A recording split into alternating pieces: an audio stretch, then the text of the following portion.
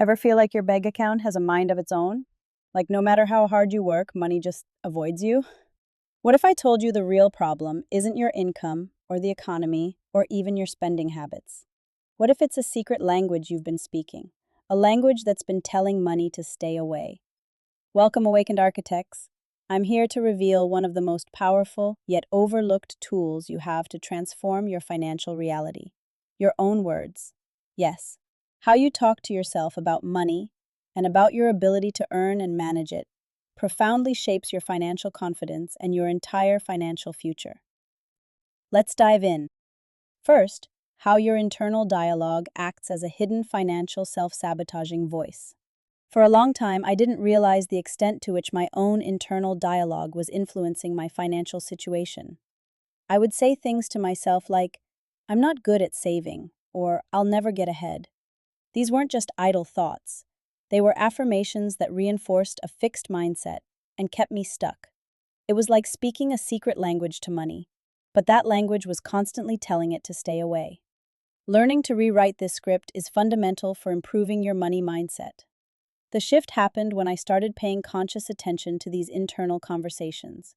I realized that if I wanted to change my financial outcomes, I first needed to change the language I was speaking. This isn't about denying your current reality. It's about reframing it and directing your energy towards what you want to create. This is a core part of the money mindset coaching we discuss at Inspiratrix Guide. Second, practical strategies to literally reframe your money mindset and build unshakable financial self-belief. So, how do we actually change this language? One practical strategy is reframing negative financial thoughts. When a thought like, "I can't afford that," pops into your head, try reframing it to, "How can I afford that?" Or "What steps can I take to make that possible?" This subtle shift changes your brain from a state of limitation to a state of possibility. It encourages problem solving rather than resignation. This technique is a cornerstone of positive financial affirmations. Another powerful technique involves developing self-efficacy. This is your belief in your own ability to succeed in specific situations. When it comes to money, it means believing you can learn about investments, negotiate a raise, or even start a profitable venture. You can build this belief through small, consistent actions and by celebrating small wins.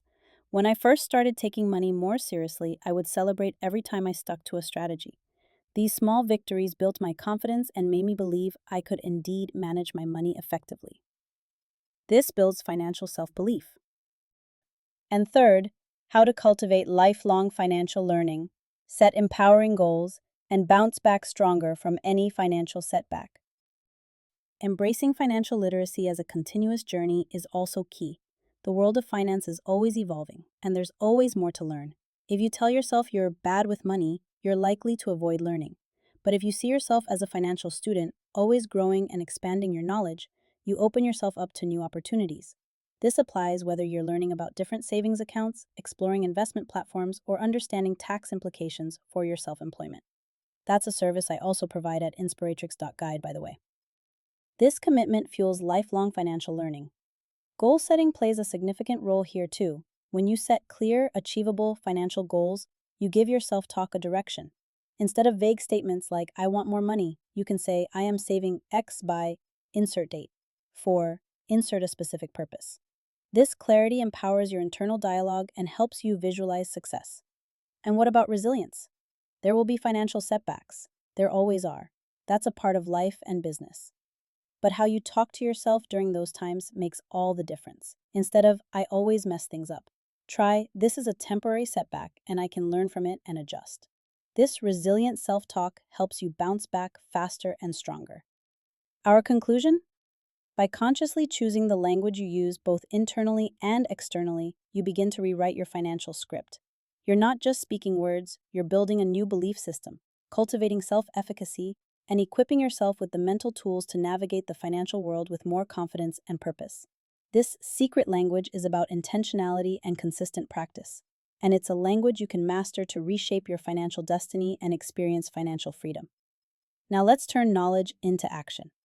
If this episode resonated with you, if it ignited a spark of recognition or a fierce urge to understand more, please know you're not alone.